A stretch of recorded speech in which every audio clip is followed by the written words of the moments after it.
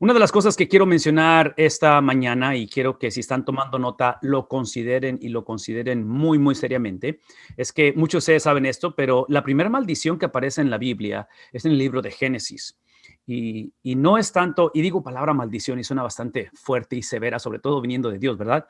Pero es la narrativa que nos presenta Génesis, donde habla acerca de cómo el día uno o el primer día y fue bueno, y el segundo día y fue bueno, y el tercer día, y cuando llegamos a esa experiencia donde Dios descubre o se da cuenta, y digo descubre, pero es parte de la narrativa, en cuestión de que el hombre estaba solo, dice la Biblia que el Señor dijo que no es bueno que el hombre esté solo. Entonces, eso es lo que considero, lo que estoy etiquetando como maldición. No es que esté trayendo maldición sobre el hombre, pero está hablando negativamente con respecto a la experiencia de que el hombre esté solo. Entonces, lo que encontramos en la Biblia es que al ver toda la creación y ver que todo es bueno, nos movemos a esta experiencia de la cual no es buena. Entonces, lo que encontramos como antídoto o como la solución a esto que no era bueno que el hombre estuviera solo es precisamente construir comunidad. Y es obvio y sabemos la historia que presenta ante él a la mujer y empieza este proceso de comunidad. Lo interesante de esta comunidad, que es lo que ven ahí en la pantalla, es que esta comunidad o vivir en comunidad no solamente es el reflejo o la expresión del Dios que nos creó a su imagen, porque Él es un Dios trino, que Él vive, funciona y habita en comunidad, como Padre, Hijo y Espíritu Santo. Y cuando hablo en esta comunidad, encontramos que en ese Dios trino, y esto es parte del capítulo 1 que hablamos las semanas anteriores, hablamos de un Dios que vive en unidad y que esa unidad es una unidad en la cual, por favor, si están tomando nota, lo que voy a decir es importante. Esa unidad, que es la unidad de Dios, en el Dios trino, es la unidad que celebra sus diferencias. Lo que hace a cada persona de la Trinidad ser una persona de la Trinidad. Entonces, hablando de la primera persona que es Dios, segunda persona que es Cristo, tercera persona que es el Espíritu Santo. Entonces, cuando hablo acerca de esas diferencias, la unidad la celebra. Y cuando hablo de unidad que la celebra, lo que quiero que tengamos cuidado es de que no tratemos de separarlos. Podemos hablar de lo que hace único a cada persona de la Trinidad, pero no podemos separarlos porque es un solo Dios, no son tres dioses. Ahora, todo eso lo menciono porque lo que hemos aprendido y lo que estamos viendo con respecto a esta cuestión de vivir en comunidad, desde el libro de Génesis hasta hoy en día, es que cuando esa unidad de Dios no es reflejada, experimentada o no es el epicentro o el objeto de la unidad entre nosotros, nuestras diferencias, en lugar de ser celebradas, se convierten en un problema. ¿Se han dado cuenta de eso? No es más, cuando Dios no es el epicentro, cuando Dios no es el objeto de nuestras relaciones interpersonales, esas diferencias que es obvio que existen, generacionales, en cuestión de varón, de mujer, en cuestión de niños, de jóvenes, en todas las diferencias que tenemos hoy en día, porque somos cada quien es diferente, esas diferencias se convierten en una barrera, en un problema. Entonces, lo que encontramos en Génesis es que esa comunidad que Dios establece o Dios da a Adán y a Eva es el preámbulo que va a establecer precisamente el concepto de autoridad. Y menciono el concepto de autoridad porque ahí en sus notas, trágicamente, esa comunidad no va a llegar muy lejos, y al no llegar muy lejos implica, al no llegar esa unidad muy lejos, o sea, conocemos la historia, ¿verdad? Conocemos cómo para el capítulo 3 viene la caída del hombre, y esa caída del hombre no es solamente el fragmentar la unidad con Dios o la unidad de Dios, pero la unidad entre ellos, como varón, como dama. Entonces, menciono todo eso porque ahí en sus notas habla de esa división, que si la unidad, si la comunidad, vivir en comunidad produce o es el preámbulo para tener autoridad, y digo autoridad porque el hombre es puesto sobre la creación y la corona de la creación, y hablamos de cómo la palabra enseña de que él tenía que sojuzgar la tierra, llenarla, en fin, señorear, ¿verdad?, sobre la tierra. Esa autoridad solamente se experimenta en un contexto de comunidad. Pero cuando el hombre experimenta lo opuesto, que es fragmentación, que es individualismo, que es esa separación, no solamente de Dios, pero entre nosotros también, lo que produce es autonomía. Entonces, ahí en sus notas es lo que quiero que consideren o que vean, porque están viendo ahí la cuestión de la autonomía. Y cuando hablamos de esa autonomía, trágicamente, miles de años después, el efecto de dominó Lo vemos ahorita, por ejemplo, aquí en Estados Unidos. Ayer se cerraron las urnas para votar y ahora estamos literalmente nada más a la expectativa de que se declare un ganador en cuestión de la carrera hacia la presidencia, hacia la Casa Blanca aquí en Estados Unidos. Y hemos descubierto, hemos visto una trayectoria a través de este año a nivel global, no solamente Estados Unidos, de un montón de complicaciones, entre pandemias, entre situaciones raciales aquí entre nosotros, entre un proceso de carrera de elecciones presidenciales, de tal manera que el artículo que presentó uno de los periódicos de más influencia en el mundo, que se le llama el New York Times, no se han escuchado del New York Times, presenta un artículo que de acuerdo a los estudios que están haciendo hoy en día, la situación está tan tensa, hay mucha tensión, hay mucha división, que en la página, en la aplicación de noviazgo, estoy hablando de aplicación de teléfono, aplicación de noviazgo llamada Bumble, aparentemente en las cinco factores más importantes para los que andan buscando novia y se van a esos noviazgos de internet, que es muy popular hoy en día, no que lo esté recomendando, simplemente estoy comentando esto para usarlo como ilustración.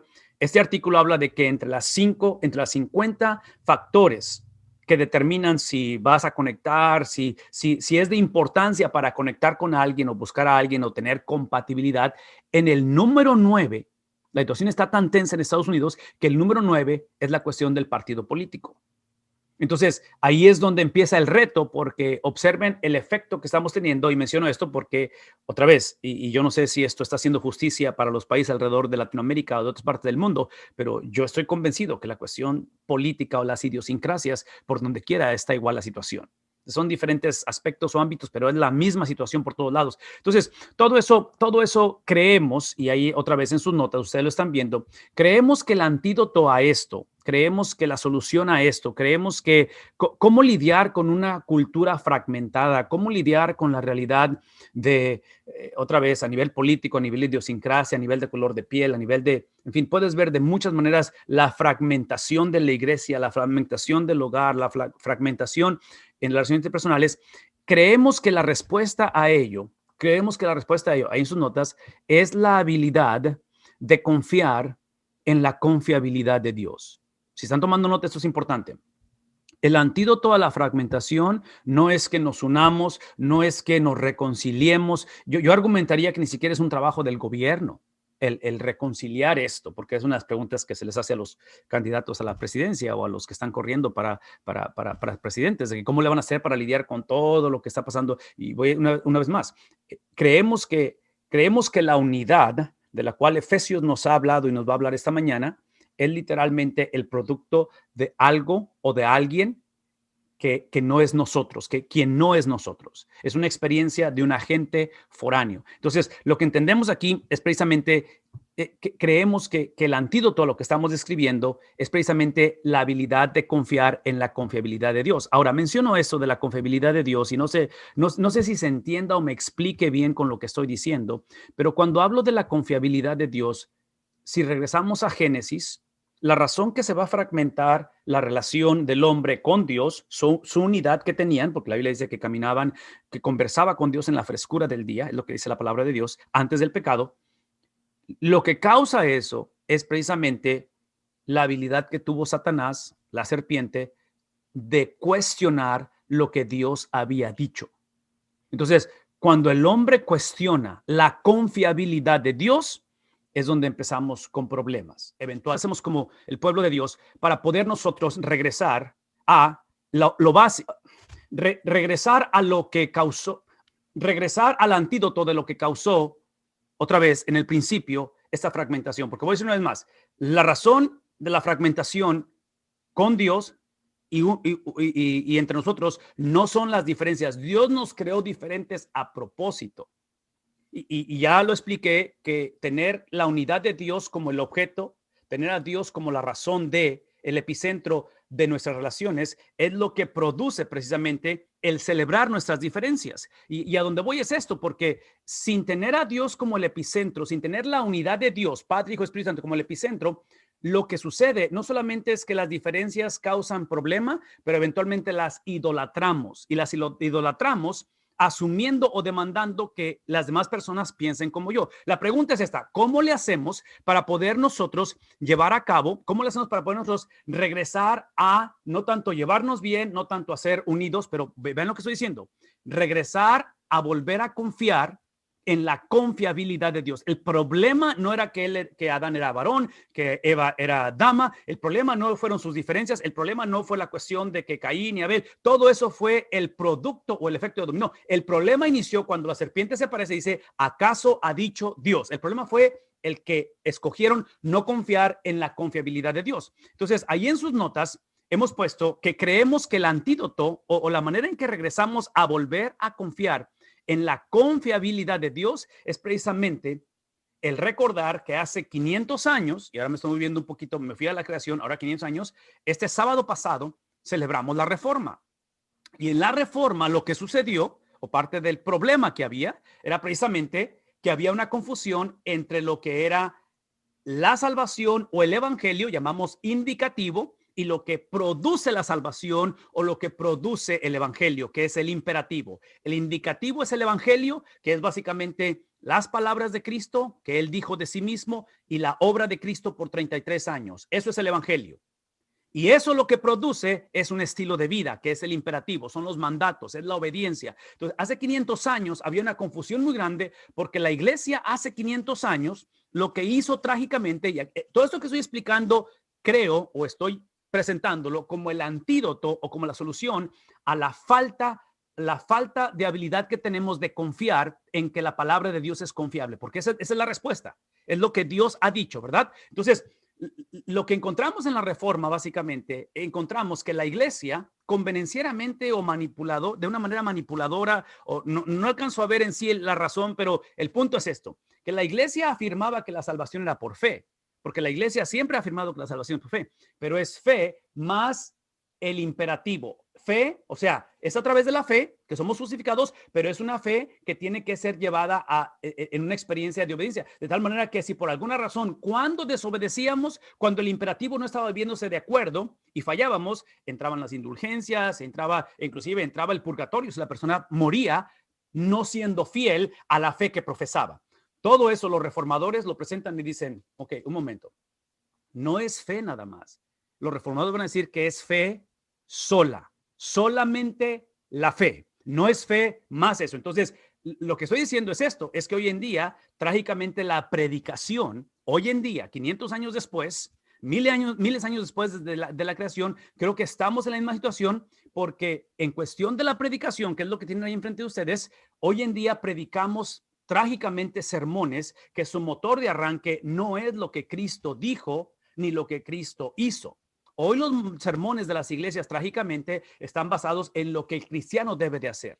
Entonces, este domingo pasado, trágicamente, y digo trágicamente porque lo anticipé de antemano, porque sabíamos que el martes, ayer iban a ser las elecciones o terminaban las elecciones. El domingo fue el domingo antes de las elecciones. Y básicamente este domingo pasado encontramos mucha predicación que tenía que ver con lo que el cristiano debe de hacer. Y una vez más, yo no estoy en contra de lo que el cristiano debe hacer. O sea, la obediencia es algo que fluye del evangelio. Pero el problema es que no encontramos predicaciones donde estamos hablando de la obediencia de Cristo. Ahora, menciono todo esto una vez más, porque, y yo sé que he sonado crítico con respecto a esto, pero amo la predicación, amo la palabra de Dios y siento que el barco se está hundiendo. El problema que tenemos hoy en día es que el barco se está hundiendo y literalmente, no sé, siento como en el libro de Amós. En el libro de Amós hay una promesa que Dios viene a visitarlos y Amós está anunciando la venida del Señor a visitarlos, que es para juicio, y el pueblo de Dios piensa que es para ser celebrados. Tengo la impresión que esa es nuestra condición hoy en día. No estén de acuerdo conmigo, pero otra vez, yo sé que esto no es popular, tal vez no es lo que querían escuchar esta mañana, pero escuchen lo que estoy diciendo, porque si el problema de la falta de unidad desde Génesis fue la falta de confianza en lo que Dios había dicho, es cuestionar la palabra de Dios. Cuando yo escucho de iglesias, de cristianos que literalmente afirman que el Antiguo Testamento es irrelevante hoy en día, para mí es algo inconcebible que seleccionemos y que convenencieramente es lo que llamamos antinomianismo, ¿no? O sea, es el seleccionar lo que nos conviene de la palabra de Dios. Entonces, una vez más, por favor, escuchen lo que estoy diciendo.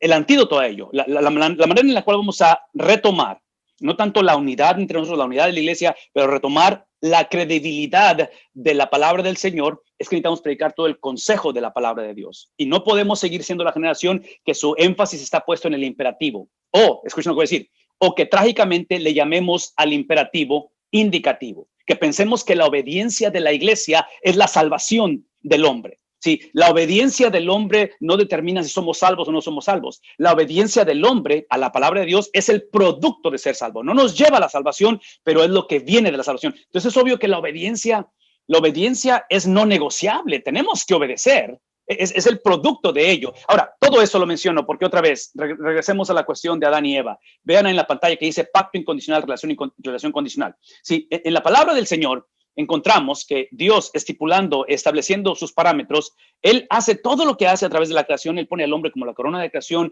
lo pone como el administrador, lo pone, en fin, todo lo que Dios hace, donde Él establece que esto está hecho simplemente por su beneplácito. Él no necesita la creación, Él no necesita al hombre, no nos necesitó, lo hizo por su beneplácito. Entonces, lo que encontramos a través de la Biblia es esto, y aquí es donde quiero que recordemos o que regresemos al indicativo. El indicativo o el evangelio, las palabras de Cristo, la obra de Cristo, es simplemente lo que significa, es una relación, hablando de relaciones, una relación de pacto entre Dios como Padre y Cristo como Hijo.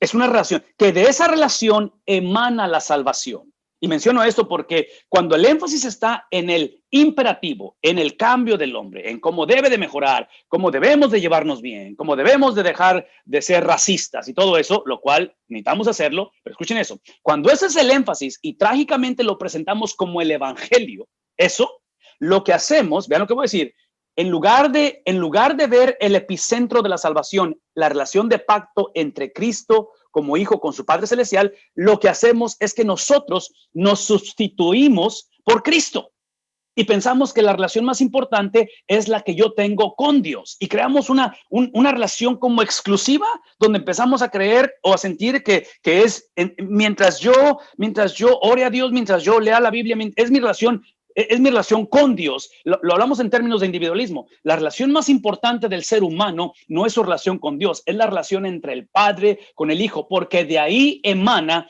de ese pacto incondicional, vean lo que dice la pantalla, emana una relación, ¿qué cosa? Condicional. Entonces, en el libro de Génesis, el Señor pone las estipulaciones donde observen, porque Satanás se hace presente, la serpiente pregunta, ¿acaso Dios les ha prohibido de comer de este árbol? Y si ustedes leen la narrativa, no es así. Dios dijo, de todo árbol pueden comer. Observen eso.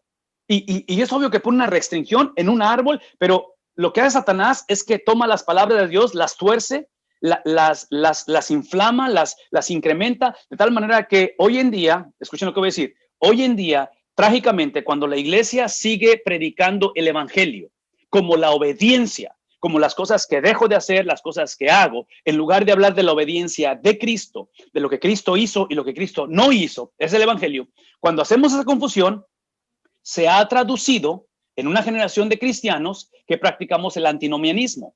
El antinomianismo es simplemente creer que el pacto es incondicional, lo cual lo es, pero eso produce una relación incondicional. Así es que podemos hacer lo que queramos y entre bautistas hablamos de la seguridad de la salvación y lo usamos como un sácame de apuros, como un atajo para literalmente vivir de la manera en que pensamos o queremos, que termina cuestionando la veracidad de la palabra de Dios y tenemos los resultados de ello. Una de las frases que literalmente me matan y me siguen matando es precisamente esta que ven en la pantalla.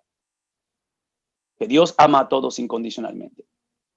Y otra vez, y pueden estar en desacuerdo conmigo, no hay ningún problema, espero que no se desconecten, pero esto basado en lo que acabo de explicar, contextualizan lo que voy a decir.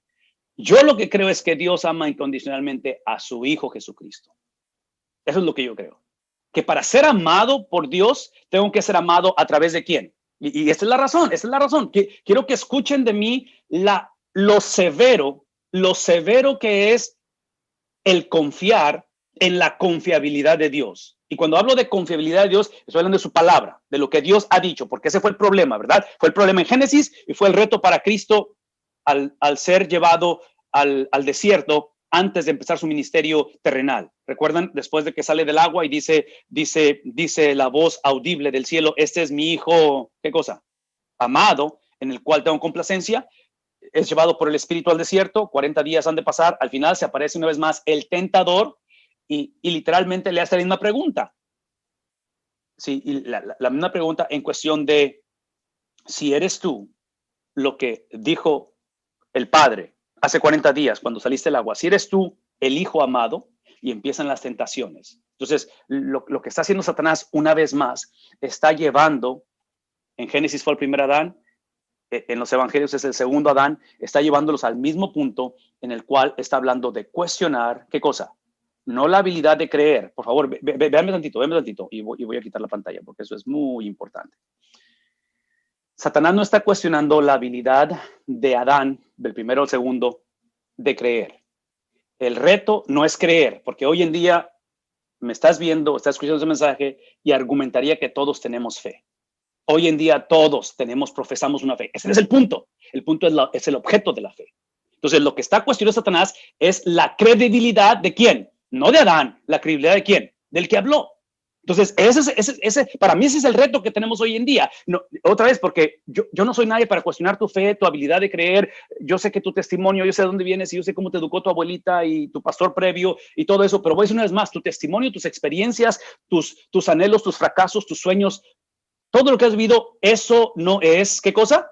El evangelio. El evangelio es el testimonio, las experiencias de Cristo. Entonces, todo lo que tú has vivido, Dios lo usa, Dios lo quiere usar, y yo no estoy aquí para minimizar lo que tú has vivido, pero de alguna manera tenemos que llevar a la iglesia, si queremos ver una iglesia, una generación que viva la unidad que describe Efesios, tiene que estar basada precisamente en lo que estamos hablando de no continuar esta, y otra vez, no sé ni cómo presentarlo, no sé ni cómo decirlo, pero esta cuestión de que Dios ama a todos incondicionalmente, eso no es cierto. Dios no ama a todos incondicionalmente. Dios ama a su Hijo incondicionalmente y la razón, escuchen lo que voy a decir, la razón por la cual el Padre ama a su Hijo incondicionalmente es porque es el Hijo, el único que ha obedecido en perfección. ¿Qué cosa? Lo que Dios dijo. La palabra de Dios, que es el punto aquí. El punto es la palabra de Dios, porque la palabra de Dios es literalmente la revelación de ¿quién? No solamente de reglas o de estatutos o de mandamientos, no son sugerencias, no es simplemente un evento histórico, no es simplemente Dios obrando a través de la historia, todo eso está incluido, pero la palabra de Dios es literalmente el carácter de Dios. Cuando cuestionamos la credibilidad de la palabra de Dios, estamos cuestionando el carácter de Dios. Lo interesante de esta conversación, y aquí es donde quiero que nos demos el beneficio de la duda, que yo argumentaría que es el reto que tenemos, una vez de que dejemos de predicar que Dios ama a todos incondicionalmente. Eso, Dios ama a Cristo incondicionalmente, y todo aquel que confía en la confiabilidad de Cristo es amado por el Padre. Pero ese amor, una vez más, ese amor incondicional que creemos que existe entre el Padre y el Hijo, es el amor que se manifiesta en una relación. ¿Qué tipo de relación? Condicional. Ese es el punto, es la relación condicional. Ok, todo esto lo menciono porque yo argumentaría que lo que más necesita el hombre no solamente es una relación condicional con Dios, y entre paréntesis, ¿saben cuáles son las condiciones para relacionarse con Dios? Y yo sé que muchos van a decir creer, las disciplinas espirituales, todo eso, y están incluidas. Pero las condiciones para poder relacionarme con Dios es Cristo.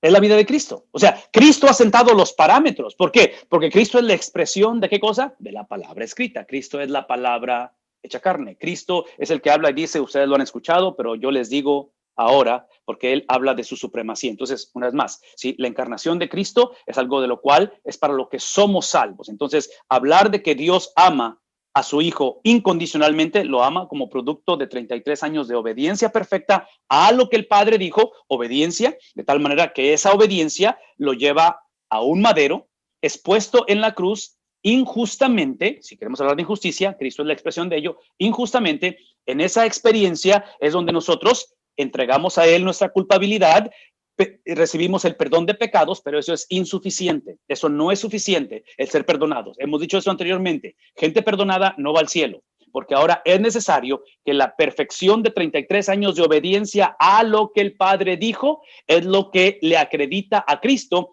que ese domingo en la mañana Él no puede ser contenido por una tumba.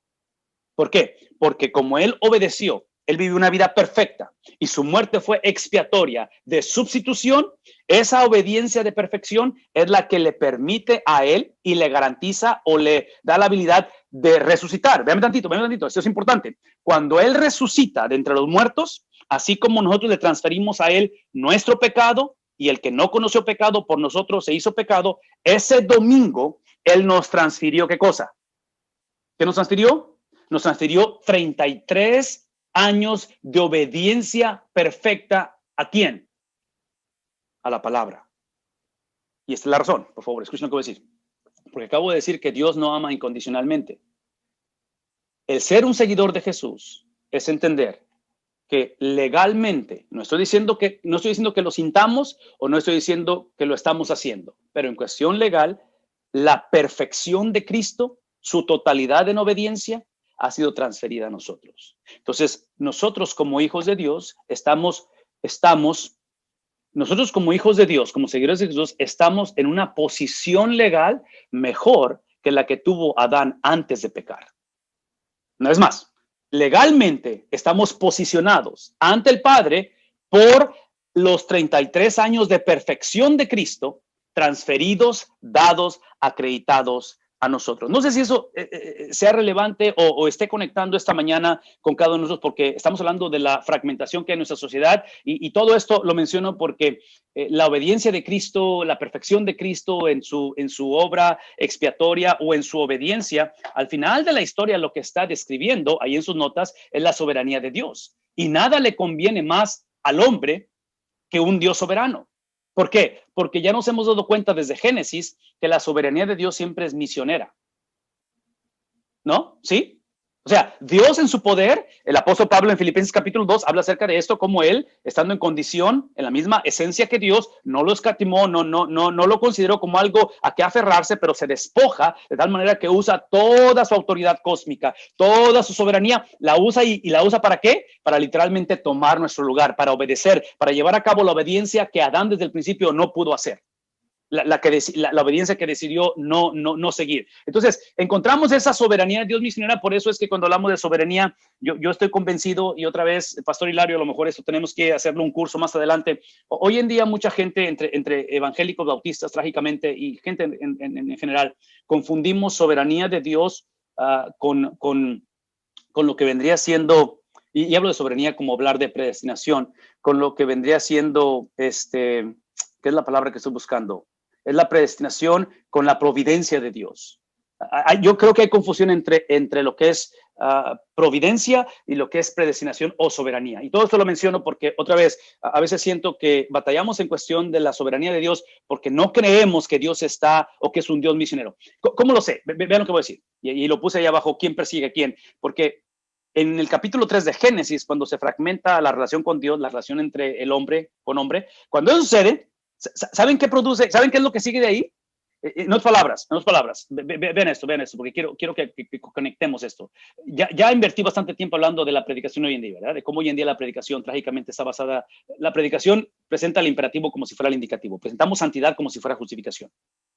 Eso es lo que hacemos hoy en día. Hablamos y decimos que la salvación está en la manera en que obedecemos. No, ese fue el problema de la reforma hace 500 años. Vean tantito. Sí, cuando estoy hablando acerca de cómo, ahí en sus notas, quién persigue a quién, es porque cuando la iglesia está continuando la predicación de que la obediencia es la salvación, que la santificación es la justificación, cuando hacemos eso, presentamos un evangelio como que si el hombre, esto tienen que escribirlo, que eso por decir, como que si el hombre desde Génesis 3 ha estado buscando a Dios. Ha estado buscando a Dios. Y eso no es cierto. En Génesis 3, la caída del hombre, la soberanía de Dios, que es misionera, siempre desde Génesis 3 es Dios quien ha estado buscando al hombre. Y menciono esto porque otra vez, como estamos predicando una salvación que está basada en lo que hacemos y en lo que no hacemos, es obvio que el enfoque de atención, ¿quién es? Soy yo. Entonces, si el enfoque de atención soy yo, lo último que pienso es ser salvo de Dios. Simplemente para mí la salvación es simplemente dejar de hacer ciertas cosas, cumplir ciertos parámetros, cuando esa no es la salvación, eso es lo que produce la salvación. Bueno, ya hablé suficiente de eso, simplemente estoy invitándolos a que por favor corrijamos, de alguna manera busquemos, tenemos que cambiar esta manera que presentamos la palabra de Dios. Este domingo vamos a predicar, muchos de nosotros, todos sin excepción, yo creo que vamos a escuchar sermones ese domingo. Yo les invito a que evaluemos, a que retomemos, a que confesemos delante de Dios y nos ayude el Señor, porque hemos sido indoctrinados, hemos sido preparados, discipulados a pensar que todo lo que necesitamos es aprender a someternos, a obedecer, a diezmar, a perseverar y todo eso es válido y tenemos que hacerlo, pero es el producto de la salvación. Esa no es la salvación. La última cosa que quiero mencionar antes de leer el capítulo 2, porque aquí está la expresión, y ese es el bosquejo, es la expresión de ese corazón misionero. No es accidente que el apóstol Pablo, hablando de esas iglesias en Éfeso que están confundidas, como estamos nosotros hoy en día, porque el problema, hay una confusión tremenda. Hoy en día tenemos una generación de cristianos, como lo fue en el tiempo de Pablo, que estaban batallando en creer, vean tantito, en creer en la credibilidad de Dios. ¿Sí captamos eso? El problema no es que, el problema hoy en día no, el reto hoy en día no es incredulidad. Yo creo que la mayoría de la gente cree. El problema es incredulidad con respecto a la veracidad de Dios. Yo creo que es el cristiano batalla en creer hoy en día que Dios, en otras palabras, el cristiano ve la credibilidad de Dios como un evento histórico, de que Dios es confiable para salvarme, pero ahora para yo enfrentarme a una pandemia, enfrentarme a todo lo que estoy sucediendo, o sea, es una cosa así como que yo tengo que figurar esto. Entonces ahí es donde está la confusión. El apóstol Pablo, hablando a los efesios, ahí en sus notas, tenemos este bosquejo. Y aquí está el corazón misionero de Dios. No es accidente. No es accidente porque Pablo no fue predicador de la prosperidad ni nada por el estilo. No es accidente que Pablo va a invertir los primeros 3 capítulos hablando de la soberanía de Dios a favor de su pueblo. Entonces, aquí está el Dios de misericordia, lo cual lo hizo en Génesis cuando proveyó para Adán, cuando vio que no era bueno que estuviera solo. Si la Biblia no dice que Adán se sintió solo, la Biblia no dice que Adán pidió al Señor y dijo, hey, ¿por qué todos tienen pareja? O sea, la señora burro, el señor caballo, y o sea, él vio los pares, ¿verdad? Porque inclusive los nombró los animales. Él nunca, la Biblia no dice que él se quejó o él presentó su clamor, es decir, ¿por qué yo no tengo pareja? Sí, la Biblia dice que es Dios quien presenta a Adán lo que él no sabía que necesitaba, que en este caso es, una vez más, esa cuestión de comunidad o de relación. El apóstol Pablo presenta el antídoto, vean esto en sus bosquejos, 3 temas que introduce que no tienen nada que ver con el cambio de conducta del hombre. Observen lo que está en la pantalla. Eso es lo que es Efesios 1 al 3, o por lo menos hasta el 3:13. Y es básicamente, son unas cosas que Pablo va a presentar que no tienen nada. En otras palabras, si Pablo hubiera sido predicador de la prosperidad, o Pablo estuviera predicando la confusión de hoy en día de decir que santificación es justificación, ese es el problema, ¿verdad? Hoy estamos predicando que el imperativo, la obediencia, es literalmente es salvación. No. La salvación es la obediencia, pero de alguien más. Es una obediencia foránea, ¿verdad? La de Cristo. Como Pablo no es de ese tipo de predicación o de predicador, Pablo lo que hace es que reintroduce el punto de la historia. El punto de la historia no es la necesidad que hay de unidad. El punto de la historia no es la necesidad que tenemos de ir al cielo. El punto de la historia es Dios. El punto de la historia es Dios. La centralidad de la salvación del hombre no es la urgencia que necesitamos o la demanda o lo que apremia de poder cambiar. Todo eso es importante y es válido y sigamos moviéndonos hacia la meta del varón perfecto, dice el apóstol Pablo, pero eso tiene que emanar, tiene que fluir de lo que está presentando el apóstol Pablo. ¿Qué presenta? La predestinación. ¿Algo tiene que ver el hombre con la predestinación? No tenemos nada que ver con eso, ¿sí? Capítulo 2, versículos 1 al 10, habla del amor inmerecido y la misericordia de ¿quién? Precisamente de Dios. El capítulo 2, 11 al 3, 13 presenta la verdad a través de las edades, la cual finalmente ha sido revelada. Y esa es la verdad, de que judíos y gentiles son o somos uno. ¿En quién? En el objeto de nuestra unidad. Entonces, hasta ahí, quiero que me digan si hay algún comentario o pregunta. Pastor Hilario, ¿algún comentario o pregunta? Lo dejamos al final, porque estoy por arrancarme en el capítulo 2. Adelante, al final. Bueno, hay una pregunta. A ver, adelante, Háblame, hermana. dime. Sí, Hermana María. entiendo que nosotros como bautistas, en nuestras creencias, en nuestro cuerpo de doctrinas, están centradas en la obra que Dios hace en nosotros, no son la norma eficiente. El cuerpo de doctrinas que nosotros profesamos hablan de la obra de Dios en nosotros. Y a veces estamos pensando como quienes utilizan como cuerpo de doctrinas la norma eficiente, porque ellos basan en la conducta del hombre todo lo que sería la seguridad de la salvación. Y ahí entramos en confusión. Si nosotros entendemos que es Dios el que está actuando en mí, que lo único que yo puedo aportar a mi salvación es negarme a mí misma. No puedo aportar otra cosa, negarme a mí misma. Entonces la pregunta sería esa: ¿qué podríamos hacer para volver la atención de la gente a la obra de Dios en mí? A que se nos diga y que recobremos nosotros en la lectura de la Biblia, buscar el carácter de Dios y arraigarnos. La salvación es la obra de Dios en Cristo, no en nosotros. Nada más para aclarar eso, porque estás en lo correcto. Sí. Nada más que yo lo que diría es que las afirmaciones que acabas de hacer tienen que ser el producto de la salvación, no la salvación. Sí. Entonces, como la salvación es ese pacto que hay entre el Padre y el Hijo, porque el Hijo es el único que obedeció en perfección las demandas del Padre, Él estableció desde un principio, esta es la manera en que esta es la manera en que te vas a relacionar conmigo. Yo estoy desplegando mi esencia a través de mi palabra escrita. Entonces, nos provee los mandamientos, nos provee sus estatutos y está revelando su carácter. Entonces, está diciendo el Señor, esta es la manera en que vamos a hacer esto. Trágicamente, el hombre, otra vez, ya lo expliqué, decide no confiar en la confiabilidad de Dios. Se aparece Cristo, el cual es la revelación suprema, y no solamente va a revelar quién es Dios, pero obedece lo que el Padre hace. Entonces, la salvación emana de esa relación de pacto incondicional entre el Padre y el Hijo. Ahora, lo que estás diciendo es lo que produce. Todo aquel que pone su confianza en la confiabilidad de ese pacto, y el ejemplo que Pablo va a usar en Romanos va a ser a Abraham. Es probablemente uno de los ejemplos más claros y más prácticos, porque la Biblia no dice que Abraham creyó después de que vio a Sara que le empezó a cambiar su cuerpo por el embarazo.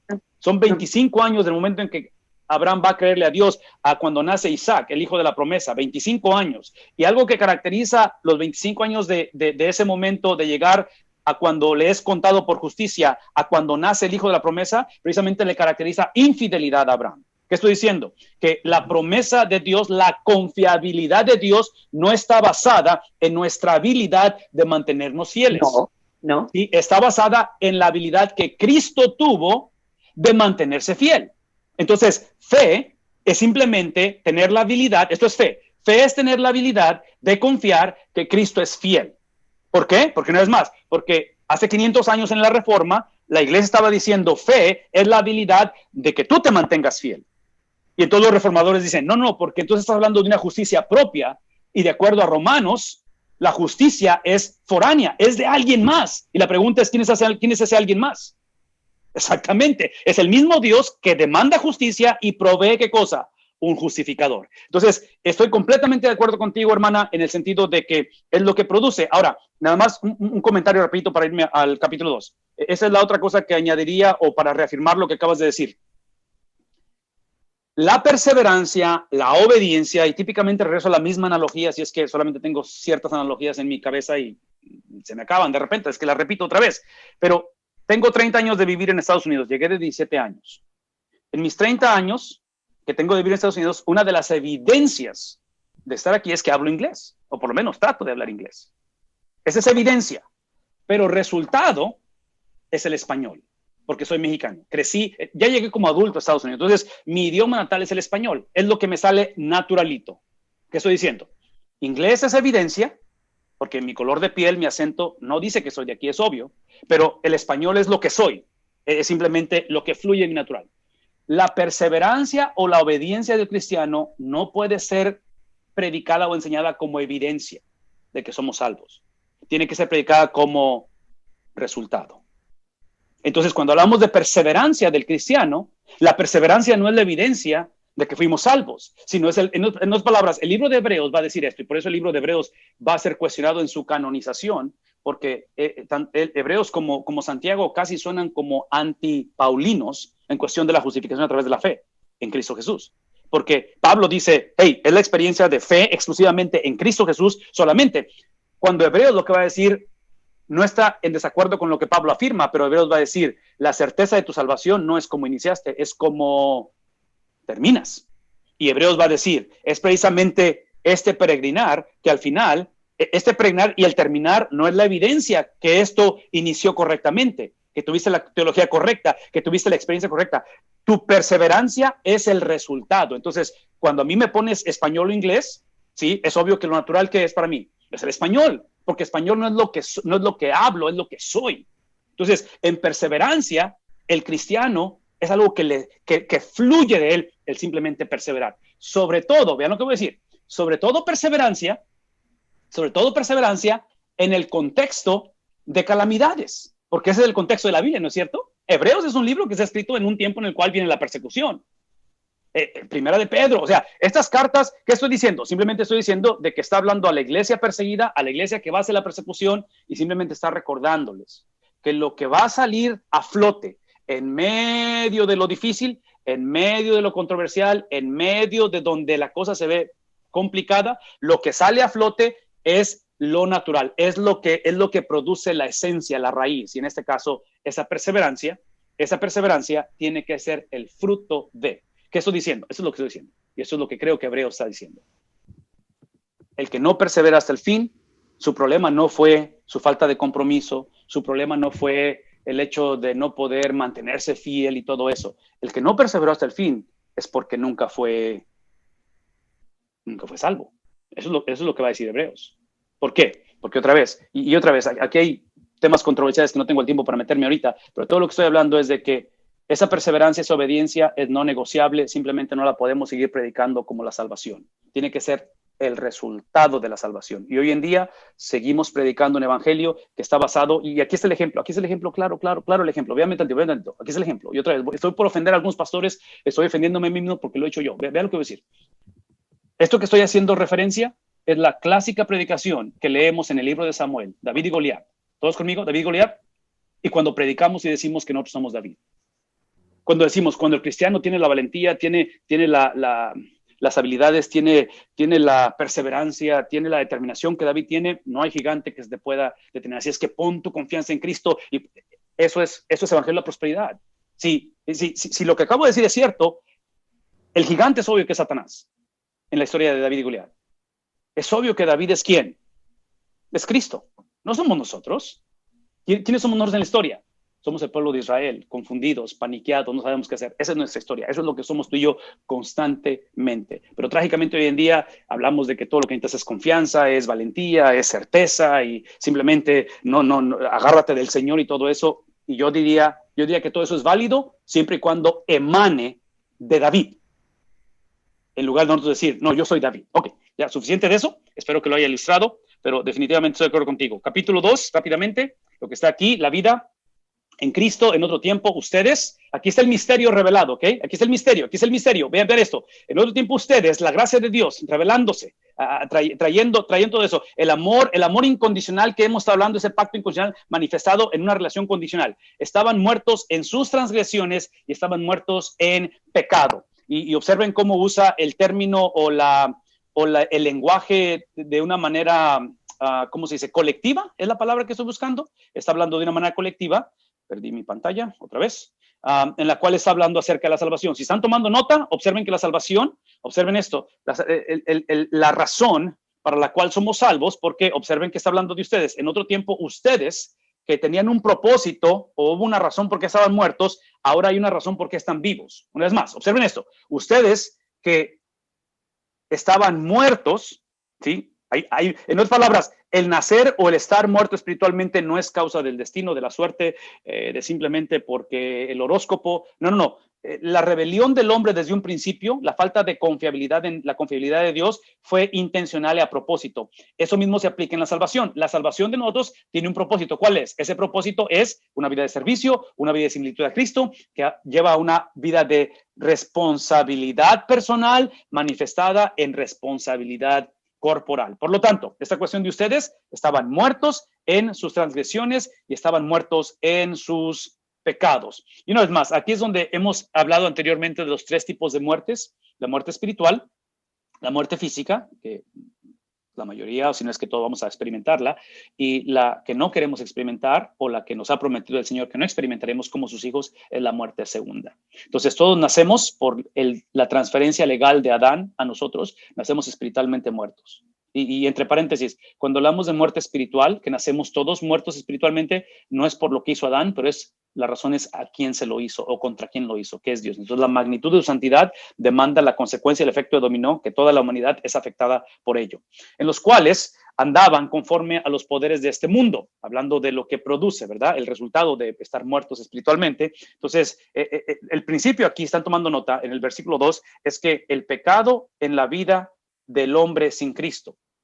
El pecado en la vida del hombre sin Cristo no es algo que practica porque quiere pecar, es algo porque tiene que pecar. El hombre sin Cristo tiene una obligación legal de pecar.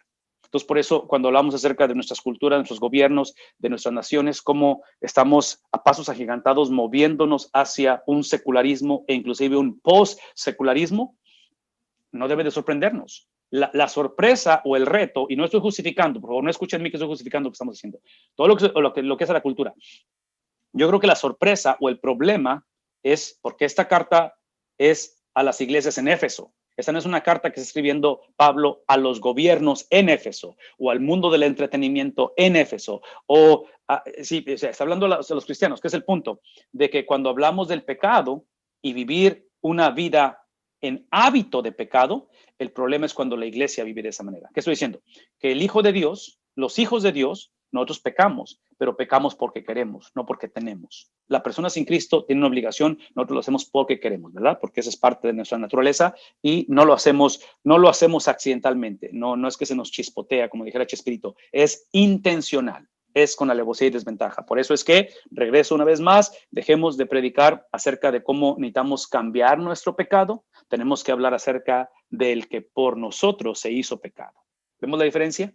Porque eso automáticamente crea la razón y el propósito porque ahora soy salvo, en lugar de simplemente decir, yo voy a luchar para seguir siendo salvo. Espero que ahora que si me sucede esto o aquello, no pierda la salvación. Eso es una mentalidad completamente fuera del evangelio. Se conducían según al que gobierna las tinieblas, según el espíritu que ahora ejerce su poder en los que viven en la desobediencia. Otra vez, esa cuestión de obligación que tenemos delante de Dios. En ese tiempo también todos nosotros, observen la universalidad del pecado.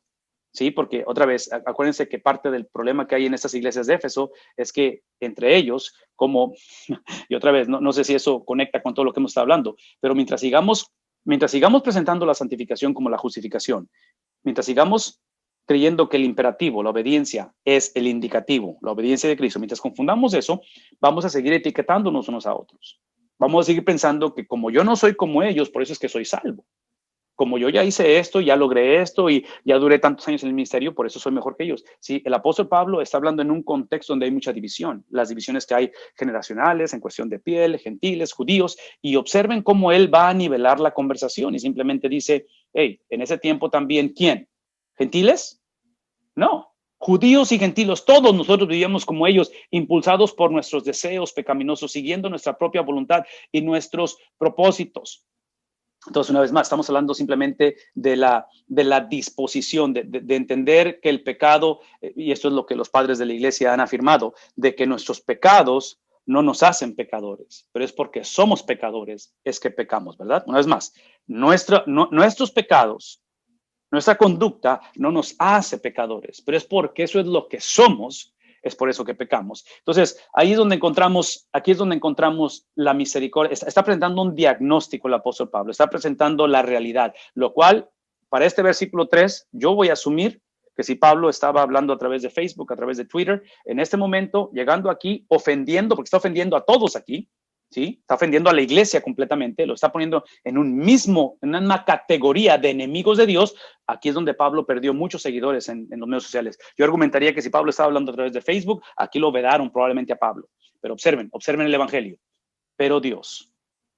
En otras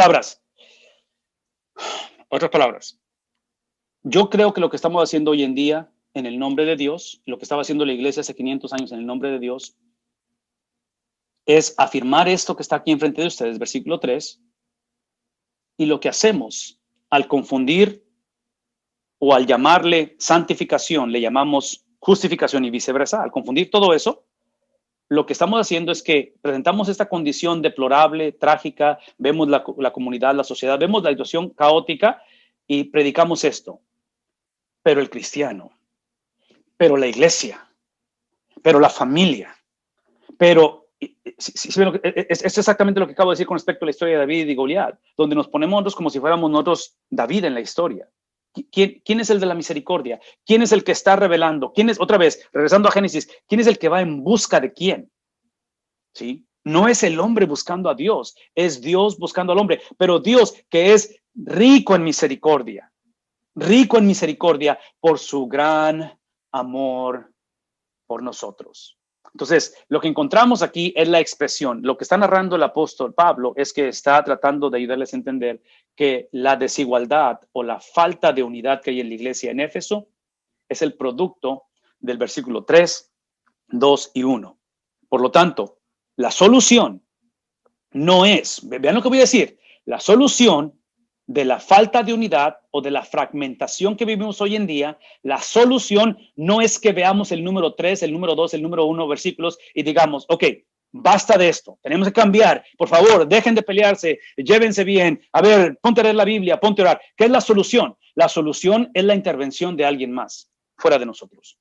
La intervención es aquí donde hablamos en el capítulo 1 de la unidad de Dios, porque es obvio que necesitamos unidad, la unidad entre nosotros, la unidad que proviene de Dios, pero es la unidad de alguien más. Observen, entonces esto está basado la misericordia y el gran amor de Dios, no sé si estén de acuerdo conmigo en esto, pero la misericordia y el gran amor de Dios no fue manifestada basado en lo que Dios sabía o se imaginaba o anticipaba que la iglesia iba a cambiar. Porque versículos 1, 2 y 3 ya hablamos, es una situación deplorable, ¿verdad? Somos enemigos de Dios, muertos, nos deleitábamos, vivíamos como siempre, o sea, la situación crítica. El amor de Dios, lo que está diciendo el apóstol Pablo en cómo, pero Dios, y habla de su misericordia y su amor, no está basado en la versión futura de nosotros. El amor de Dios está basado precisamente en Él mismo, en ese pacto incondicional que hay entre el Padre y el Hijo. Porque una vez más, el plan redentor de Dios, y aquí es la oportunidad que tenemos como cristianos hoy en día. El plan redentor de Dios desde un principio fue el escoger a uno para escoger a muchos. Entonces, escoge a Abraham, a su familia, a la nación, a la iglesia, para escoger a muchos. Trágicamente, tanto Abraham como su familia, como el pueblo y como nosotros, ¿ven la pantalla? Y ven la palabra Dios, trágicamente todo lo que hemos hecho, hemos sustituido nuestra persona por Dios y hemos caído en la autonomía que cayó como cristianos, que cayó Adán.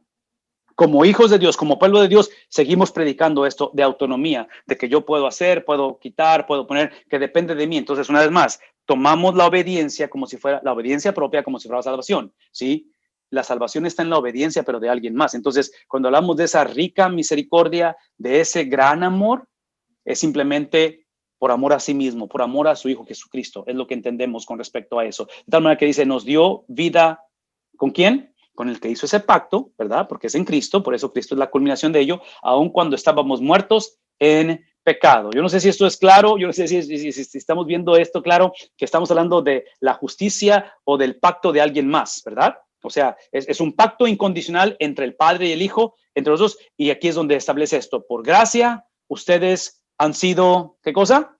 Han sido salvos. Es la gracia. Y otra vez, estoy hablando de una gracia, que en este caso es una gracia que observen esto, es una gracia que entre el versículo 3 y versículo 4 Yo no encuentro, Pablo no encuentra, la Biblia no presenta que alguien estaba intercediendo, estando en esa condición de viviendo en pecado por nuestra propia voluntad y propósitos. La Biblia no enseña que alguien estaba pidiendo misericordia de Dios. ¿Qué estoy diciendo? Que cuando hablamos de la misericordia de Dios, cuando hablamos de la gracia de Dios, cuando hablamos de la salvación de Dios, es algo que Dios da voluntariamente. ¿Están tomando nota? Necesitan apuntar esto. La gracia de Dios, si hoy en día, mientras sigamos confundiendo la obediencia de la iglesia como la obediencia de Cristo, como la salvación del hombre, vean lo que voy a decir. Cuando basamos y pensamos que mi perseverancia es lo que hace que Dios me deba gracia, es por eso que trágicamente hemos predicado un evangelio que dice que no es por gracia, es por obras que somos salvos.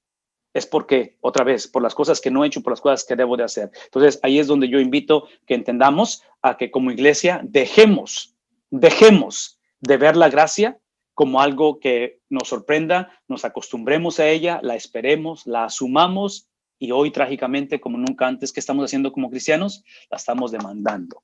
Y no sé si esto está hablando a alguien esta mañana, no sé si de alguna manera nos ayuda a procesar la realidad del sufrimiento, la realidad de las carencias, pero, o sea, es la perspectiva de Dios, donde Él por naturaleza, yo la invitación que tengo en este día es que espero que en este momento, tengamos un pero Dios en nuestra vida. Y déjenme ser honestos con ustedes, cuando hablo de un pero Dios en nuestra vida, que es la transición, estoy hablando a cristianos de que a lo mejor algunos otros tenemos que ser salvos de nuestro legalismo, de nuestra propia habilidad, yo argumentaría de nuestra teología, porque hemos sacado conclusiones que no son bíblicas. Hemos llegado al punto en el cual hemos adorado, vean lo que voy a decir, hemos venerado, adorado e idolatrado nuestra obediencia. De tal manera que cuando algo sucede, cuando somos afectados por el pecado de alguien más o somos los destinatarios de algo injusto, basado en la obediencia, perseverancia que nos sorprendemos y nos enojamos y nos decepcionamos de Dios por lo que sucedió. Es obvio que estoy hablando de sufrimiento del cual proviene de una vida consagrada a Dios. Si estamos hablando de sufrimiento que es por rebeldía, esa es otra conversación muy diferente, ¿verdad? Entonces, aquí es donde, otra vez, el apóstol Pablo, espero que podamos ver la magnitud de lo que es la gracia de Dios, la misericordia de Dios.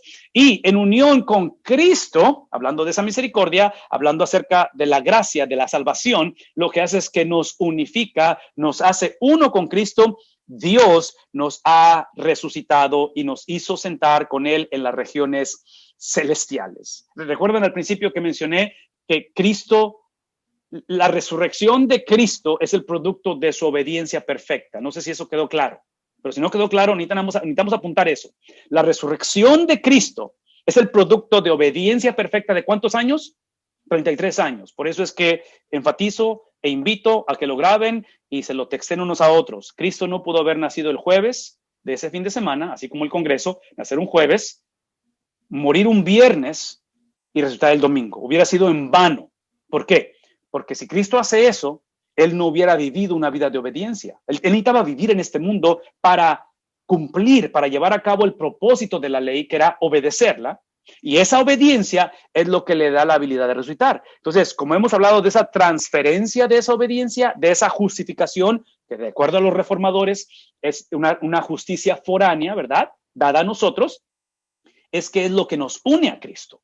Nos une a Cristo su obediencia, nos une a Cristo el pero Dios, nos une a Cristo su resurrección. En otras palabras, no estamos unidos porque nos comportamos como Cristo. No estamos unidos porque amamos a Cristo. No estamos unidos a Él porque ahora pensamos como Cristo. Todo lo que acabo de decir es el producto de estar unidos. ¿Sí vimos eso? Y menciono eso porque hoy en día mucha gente, muchos cristianos, hoy en día muchos que no están yendo a la iglesia, no tienen deseos de ir a la iglesia, parte de su frustración es precisamente porque están frustrados con su propia obediencia, están frustrados con la obediencia de otros porque estos cristianos no se portan como tales porque son unos hipócritas. ¿Saben de qué estoy hablando, verdad?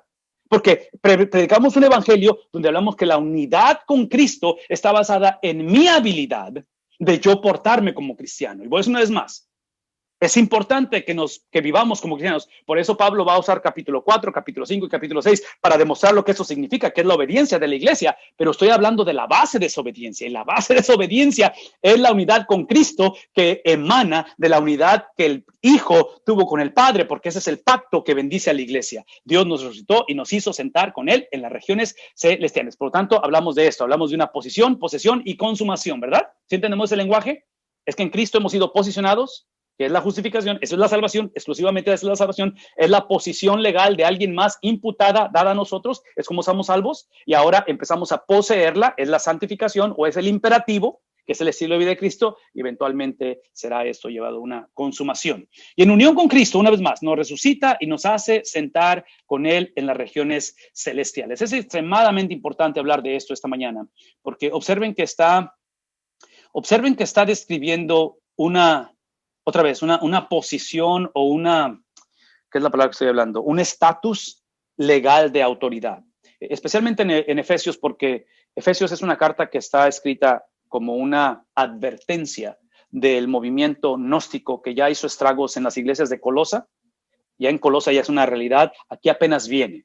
Y parte del problema del gnosticismo es precisamente hablar de ciertas realidades espirituales donde el gnosticismo, la cultura griega, minimizaba lo que es lo físico o lo material a expensas de poner de una supremacía lo espiritual. Entonces, parte del gnosticismo es que ellos no van a afirmar a la humanidad de Cristo en su totalidad. Y una vez más, si Cristo no es 100% hombre, vean lo que voy a decir, si Cristo no es 100% hombre, el problema con minimizar su humanidad o decir que es un semidios, demidios, o no sé cómo se dice en español eso, pero es el que mitad Dios, mitad hombre. Si no es 100% hombre, entonces él no obedeció en su totalidad la palabra de Dios. Y si él no obedeció, si Cristo no obedeció en su totalidad, en perfección, no resucitó. Y Pablo dice en Corintios que si él no resucitó entre los muertos, vana es nuestra fe. Entonces vean la complejidad de esto, de lo cual él está enfatizando en el versículo 6, está hablando de una supremacía, vean esto, de una supremacía sobre los seres angelicales que el gnosticismo veía como los mediadores o como los reveladores de la verdad. Y Pablo está diciendo, no, la única supremacía es la de Cristo. Lo único que necesitamos, porque él usa la palabra pleroma, que es la palabra que se usa en Colosenses para desplegar la totalidad, la plenitud de Dios. Entonces está hablando de que somos copartícipes. Ahora, por favor, escuchen lo que voy a decir. Y es en sus notas esto. Ahí es donde yo quiero enfatizar que se den cuenta de la magnitud y la importancia de la primera venida de Cristo. Y menciono esto porque hoy en día estamos tan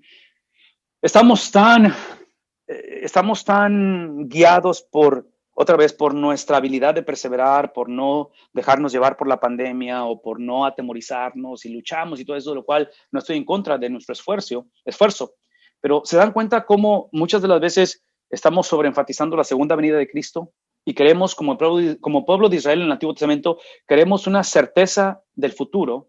Escuchen lo que voy a decir. Queremos una certeza del futuro a expensas de no reformar nuestro presente. Si en el Antiguo Testamento el problema no era la veracidad de Dios con respecto a las promesas, el problema es que no querían reformar su presente. Querían seguir viviendo como a ellos les daba la gana. Es lo que encontramos en el Antiguo Testamento. Entonces los profetas vienen y dicen, no, así no funciona. O sea, el futuro se va a llevar a cabo y está en las manos de Dios, pero si tú no te alineas, es como el pueblo de Israel cuando sale de Egipto. O sea, si tú no aprendes a vivir la exclusividad de la adoración al Dios verdadero, la tierra prometida va a llegar, simplemente tú no la vas a hacer. Es la única diferencia. O sea, me explico, porque, o sea, Dios no va a ser burlado. Entonces, menciono todo esto porque vean tantito. Mientras sigamos confundiendo a nuestras congregaciones y sigamos predicando al imperativo como si fuera el indicativo, mientras sigamos haciendo eso, literalmente lo que estamos haciendo es que estamos hablando de la vida cristiana como en su totalidad en una experiencia futura. El cielo inicia en la tierra. La plenitud, la totalidad de Cristo está entre nosotros hoy en día. No es una experiencia escatológica en el cual, sí, y otra vez, escuchen, porque no es una otra, son las dos. Ciertamente hay un componente escatológico donde por primera vez cuando entremos ante su presencia no conoceremos la influencia del pecado. Sí, cuando no conoces a Cristo tienes la legalidad del pecado, tienes una obligación legal de pecar. Pero como cristiano, ahora peco porque quiero. Entonces la legalidad desapareció porque hubo una transacción legal, ¿verdad? De mi pecado a él y su justicia a mí. Pero ahora, dentro de mi legalidad, donde legalmente soy libre del pecado, eso no implica que soy libre de la influencia del pecado. Cuando muramos, cuando llegamos a su presencia, en cuestión de un abrir y cerrar de ojos, ¿verdad? Seremos instantáneamente transformados a su imagen. Por favor, escuchen lo que voy a decir. Conoceremos la falta de influencia del pecado. Pero todo lo que quiero que pensemos en esta mañana es que hoy en día necesitamos una reforma. Y la reforma que necesita la iglesia, véame tantito, porque esto es lo que estoy escuchando, esto es lo que estoy leyendo y me duele leer y escuchar esto. Mucha gente está diciendo que la reforma que necesita la iglesia hoy en día, hace 500 años fue doctrinal, hoy debe de ser de una iglesia que se filtre, que vaya, que plante iglesias, que sane las heridas de la generación. Yo no creo que eso es antibíblico, pero yo creo que necesitamos una reforma doctrinal otra vez.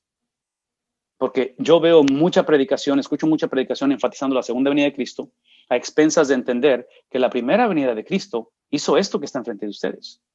La primera venida de Cristo lo que hace es que crea esa transformación, es que lleva a cabo el cumplimiento de esos pactos, ¿no es cierto? Jeremías, Ezequiel habla de esos pactos, del nuevo pacto, de algo que viene nuevo, el cual, otra vez, como el libro de Efesios, capítulo 1, capítulo 3, no tiene nada que ver con nosotros. Es un pacto entre el Padre y el Hijo, del cual nosotros somos destinatarios de él. Para mostrar en los tiempos venideros la incomparable riqueza de ¿qué? De su soberanía, porque su soberanía es misionera. ¿Recuerdan eso? No es más. Y otra vez, iglesia, pastores, no confundamos soberanía de Dios. No confundamos esa manera en que Dios se mueve en soberanía con su providencia. Sí, la providencia de Dios un poquito implica soberanía, pero es una conversación un poquito diferente en ese aspecto. Y hablo acerca de las tragedias de un padre que entierra a su hijo. O sea, es inconcebible, ¿verdad? Para los que tenemos el privilegio de ser padres. En fin, todo eso lo menciono porque observen cómo es para mostrar en tiempos venideros, los cuales no van a ser muy placenteros, ¿qué es lo que va a mostrar Dios en medio de las circunstancias nunca antes vividas? Su gracia. Su gracia, porque la iglesia ha entendido que la gracia que es voluntaria, ¿verdad? Entonces, es obvio que lo que está sucediendo, es obvio que para entender los designios de Dios, veme tantito. Y digo veme tantito, pero necesito mover mi pantalla para que me vean. Quiero que me vean. Cuando hablamos de los tiempos venideros, cuando hablamos de lo que está sucediendo hoy en día, cuando hablamos acerca de la realidad de este mundo, que está bajo el gobierno temporal de un príncipe del aire, si la iglesia continúa perpetuando la mentalidad de que Dios nos debe gracia, Dios no nos debe gracia. Por favor, escuchen esto. Dios no nos debe gracia. Dios nunca nos debió gracia. ¿Ok? Eso lo hemos hablado desde el principio. Pero si la iglesia continúa perpetuando esta mentalidad y predicando ese evangelio, poniéndome yo en la posición de que yo soy David, en la historia de David y Goliat, eso es pensar que Dios me debe gracia, ¿verdad? Si seguimos perpetuando eso, lo que sucede, lo que produce es una iglesia confundida y una iglesia que va a sentirse decepcionada del Dios de la Biblia cuando lo nunca antes pensado sucede, cuando lo nunca antes concebido se hace presente. ¿Qué estoy diciendo? De que la gracia de Dios lo que hace, la gracia es lo que hace, por favor escuchen esto, lo que la gracia de Dios hace, lo que la gracia de Dios no hace es hacernos inmunes de las tragedias. Lo que hace la gracia de Dios es de que nos da la habilidad de que cuando se hace presente lo nunca antes pensado, es el producto de vivir una vida que agrada a Dios. No sé si eso tiene sentido. Porque una vez más, lo que no podemos seguir haciendo es vivir vidas desenfrenadas como hijos de Dios, vivir en autonomía y sorprendernos cuando estamos cosechando los frutos de la carne. ¿Tiene sentido eso? No podemos sorprendernos de eso. Entonces, la Biblia presenta y filtra, la Biblia introduce la teología del sufrimiento y del pecado desde la perspectiva de Cristo. ¿Cuál es la perspectiva de Cristo? Es de que el que no conoció pecado por nosotros, entonces, en este caso, como seguidores de Jesús y como su santificación, su justificación, su perfección ha sido imputada a nosotros, ha sido acreditada, ya habita en nosotros, la Biblia espera que nuestra obediencia sea la obediencia de Cristo. Por lo tanto, si vivimos una vida de obediencia de Cristo, ¿cuándo? Sí, la obediencia de Cristo en un mundo gobernado por Génesis capítulo 3. Alguien tiene que escribir esto. La obediencia de Cristo en mí, en nosotros, la obediencia de Cristo en nosotros, en un mundo de Génesis capítulo 3, produce sufrimiento. Es lo que estoy diciendo. Entonces, el derecho que perdemos al recibir y ser imputados la perfección de Cristo, al ser justificados, esa justificación foránea, al ser puesta en mí, el derecho que yo pierdo es de sorprenderme cuando el sufrimiento se hace presente, porque la Biblia está diciendo, como tú ya fuiste imputado con la justicia de Cristo y ahora tu obediencia, has perdido el derecho de definirla o de crearla, ahora tu obediencia es la de Cristo. Es obvio que Cristo no fue solamente un varón, pero fue varón de dolores. Cristo no solamente es un siervo, es el siervo sufriente. Cristo realmente aplastó la cabeza de la serpiente, pero el mismo Dios es el que profetiza y dice que la serpiente va a herir el calcañar de la simiente. Entonces, ¿qué estoy diciendo? Todo lo que estoy diciendo es que lo que hace la gracia, por favor escuchen esto, por eso la predicación de la prosperidad es literalmente una predicación que viene de Satanás. Porque la prosperidad te dice, gracia de Dios es hacerte inmune al sufrimiento. ¿Han escuchado eso anteriormente? Es más, escuchen la urgencia con la que estoy comunicando esto, iglesia. Porque la iglesia hoy en día estamos problemadísimos hoy en día. Porque trágicamente hemos absorbido, nos hemos tomado el culé, lo buscamos en la Biblia, por eso nos acercamos a la Biblia para ver qué hacer, cómo solucionar esto. Esa no es la palabra de Dios. La palabra de Dios es para ver qué es lo que Cristo hizo. Porque eso es lo que Cristo hizo, ya habita en nosotros, ya ha sido imputado en nosotros. Y otra vez, no estoy pronosticando, ni estoy anticipando, ni deseo tragedias para nadie. Oramos para que el Señor bendiga, proteja y su misericordia se perfeccione en nosotros. Pero es obvio que la mayoría de los cristianos en nuestra generación alrededor del mundo están viviendo persecución. Es obvio que no pedimos disculpas por las bendiciones de Dios. Pero si algo podemos dejar como legado a las generaciones que no vamos a conocer en este mundo, si algo podemos hacer a nuestros hijos y a nuestros nietos, es retomar la centralidad de la persona de Cristo y regresar a la conversación donde la gracia es voluntaria. Y en su misericordia nos ha dado esa gracia para entender que no estoy inmune de las tragedias. Y que de acuerdo al libro de Hebreos, capítulo 5, versículo 8, esas dificultades que son el producto de caminar en similitud a Cristo, no sé cómo enfatizar eso, es lo que nos lleva a crecer en esa similitud. Es lo que nos perfecciona. A Cristo lo perfecciona, de acuerdo a Hebreos, capítulo 5, versículo 8. Ok, creo que ya hablé suficiente de eso. Necesito avanzar. La derramó sobre nosotros en Cristo Jesús, porque por gracia ustedes han sido, ¿qué cosa? No salvos de tragedia, ¿sí? Han sido salvos. De tal manera que la salvación es de Dios, es para Dios. La salvación es de que seamos la generación que dejemos de confundir imperativos con indicativos. La salvación es de que entendamos que mi vida es para servicio y para similitud a Cristo y que es una experiencia colectiva. Por lo tanto, somos salvos mediante, ¿qué cosa? Por favor, ¿están tomando nota? Escriban esto. Somos salvos porque por gracia ustedes han sido salvos mediante la fidelidad de Cristo. ¿Sí? No es más, somos salvos mediante, no tu habilidad de creer, sí, tu habilidad de creer es el producto de la habilidad de creer de alguien más, que es Cristo transferida, porque la fe es un regalo, ¿verdad? Y ese regalo, vean tantito, ese regalo es literalmente la habilidad que Cristo tuvo estando en el huerto, la noche que iba a ser entregado, está orando. ¿Recuerdan eso? Es interesante que en la Biblia presentas una...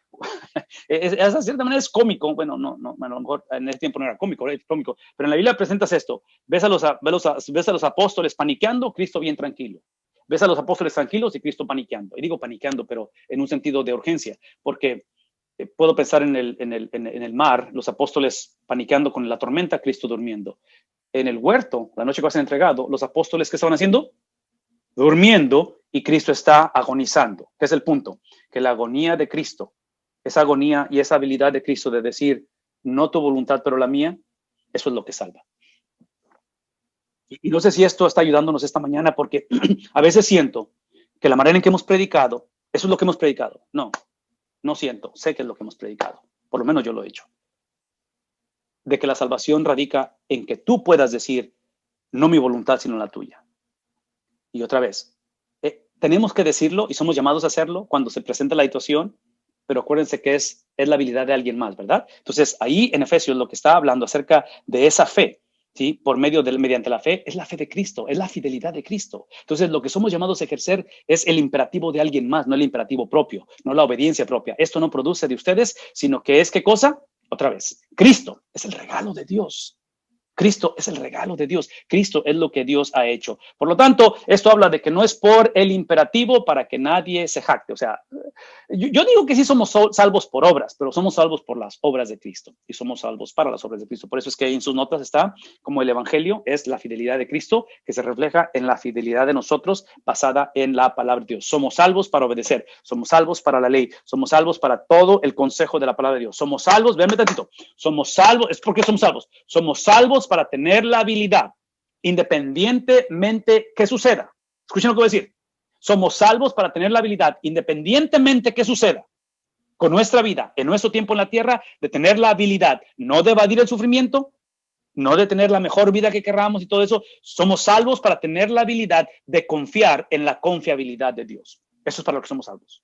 Somos salvos para ser la generación que cuando vamos a su palabra es para encontrarnos con el Dios que es veraz, para encontrarnos con el Dios que nos ha amado y se ha revelado a nosotros, para darnos la habilidad de confiar en su confiabilidad. Así es que si este día tú estás batallando para creer, tú estás en una condición donde antes creías, donde dices, pues sí creo, pero también creo en eso, eso es entendible y bienvenido al club, porque todos batallamos. Eso es lo hermoso del evangelio, que no se trata de tu habilidad de creer, se trata de la habilidad que Dios nos da de creerle a Él. Entonces, a lo mejor, otra vez, parte de la salvación esta mañana es simplemente decirle al Señor, ayuda mi incredulidad. Señor, ayúdame, dame esa habilidad. Entiendo que esta habilidad proviene de ti, es un regalo. Es lo que has prometido tú hacer en mi vida. Tal vez tengo un hijo, tal vez tengo un nieto en el cual simplemente no creo, creía o no sé, o hay confusión. Será probablemente la oportunidad de decir, Señor, simplemente manifiéstate, simplemente obra, en lugar de darle de bibliazos al muchacho y tratarle de meterle el evangelio a la fuerza. Porque somos hechura de Dios, creados, ¿en quién? En Cristo. ¿Cuál es el propósito? ¿Cuál es el propósito? Sí, cuando hablamos de buenas obras, precisamente son las obras de Cristo. Somos salvos, creados para esas obras, las cuales, entre paréntesis, ¿cuáles son las obras de Cristo? ¿Alguien sabe? Ahí está abajo. Es la Biblia. ¿No? ¿Sí? Háblenme. ¿Cuáles son las obras de Cristo?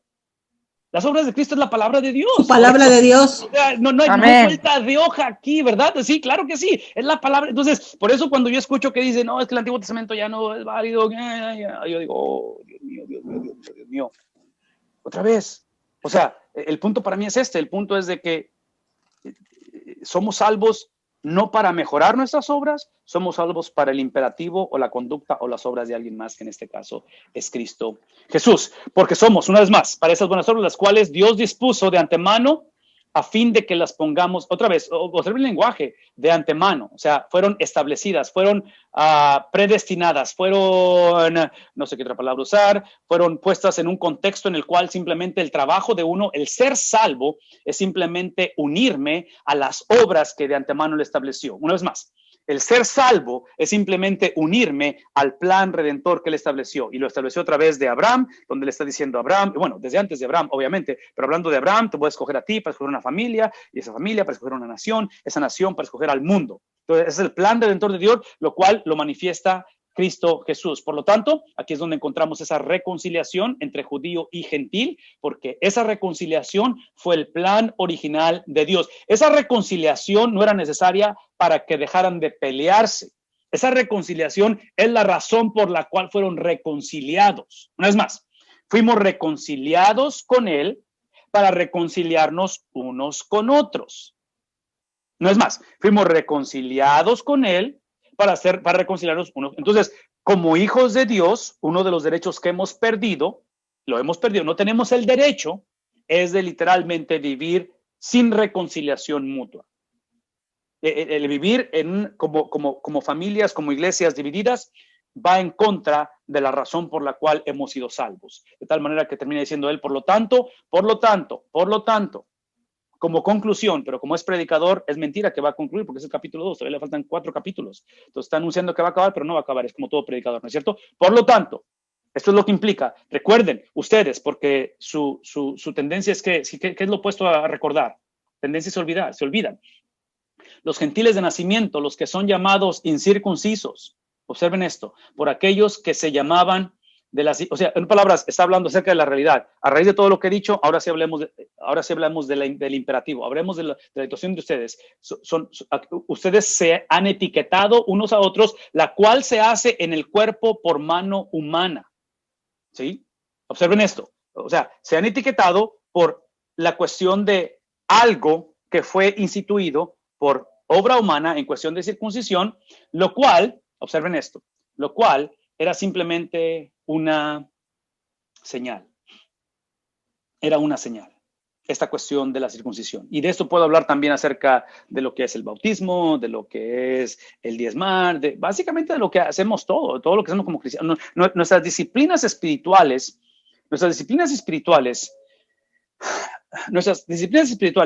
si no nos están llevando a la unidad de Cristo y a la unidad con Cristo, si mi oración, mi lectura, mi predicación, todo lo que hago, si no me está llevando a la unidad de Cristo y la unidad con Cristo, eventualmente las voy a idolatrar.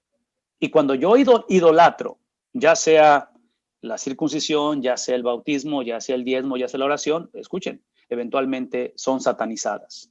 Todo lo que se idolatra se sataniza. ¿Por qué? Porque, una vez más, se convierte en competencia en contra de la supremacía de Dios. Eso explica por qué en la iglesia vamos a encontrar gente que, de acuerdo a sus reglas, de acuerdo a su obediencia que ellos ven, esa obediencia la van a querer llevar a cuestas de vivir en falta de unidad en medio de la iglesia. Entonces, tenemos que considerar que esta circuncisión, la cual los judíos veían como prerequisito para que los gentiles entraran al compañerismo, a ser parte de la familia de Dios. El problema no era la circuncisión lo estableció el Señor. ¿Cuál era el problema? Vean, el problema era la intención, de que se habían enamorado de la práctica en lugar del Dios que estableció la práctica. Entre paréntesis, esto sería bueno recordarlo. Esa es la razón por qué siempre recomendamos no luchar por el matrimonio, luchar por la persona por la que estamos casados. Porque el matrimonio es importante, y especialmente ahorita que estamos legalizando un montón de cosas. El matrimonio es importante y es una bendición, pero es un vehículo hacia alguien, ¿no es cierto? Entonces, yo no quiero estar casado, yo quiero la muchacha con la que me casé. Porque casarme, o sea, te puedes casar con alguien más o quedarte soltero, lo que sea. Pero aquí el punto es que el matrimonio me da el vehículo ¿a qué cosa? A hacerme uno con la persona.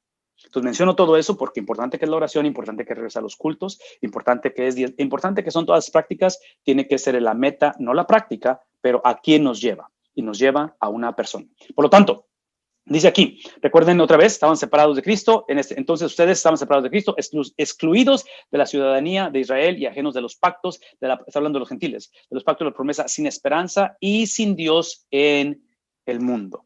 Entonces, estaban separados, definitivamente, pero, otra vez, aquí está el pero, ahora, no porque se hicieron judíos, ahora, no porque se circuncidaron, ahora, no porque cambiaron sus prácticas y dejaron la inmoralidad. ¿Se dan cuenta en qué está basado el ahora?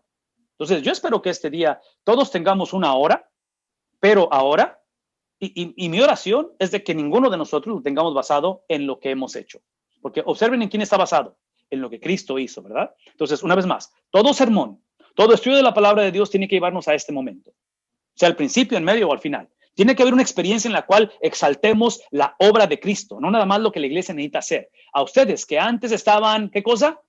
Lejos. Y una vez más, no estaban lejos por lo que hacían, estaban lejos porque Cristo es el estándar. Entonces, cuando Cristo es el evangelio, cuando Cristo es presentado como la médula, como el centro importante, eso determina qué es aceptable. Cuando Cristo es presentado simplemente como una ayuda, como un evento histórico, simplemente como eso que celebramos en Semana Santa, pero no tiene nada que ver con mi vida diaria, entonces yo me convierto en la persona o mi estilo de vida, mi idiosincrasia en quién es aceptado y quién no es aceptado. Por lo tanto, Dios los ha acercado mediante el cambio de ustedes, mediante cómo dejaron ciertos hábitos. ¿A través de qué lo hizo? A través de lo que él había establecido desde un principio, de que la alma que pecara, esa también morirá. Entonces, la muerte de Cristo, como es expiatoria, como es una muerte de sustitución, lo que está sustituyendo es la lejanía que teníamos de Dios en el pasado. Entonces, observen que todo esto está hablando de alguien más operando por nosotros, porque Cristo es nuestra paz. ¿Ok? ¿Qué está implicando?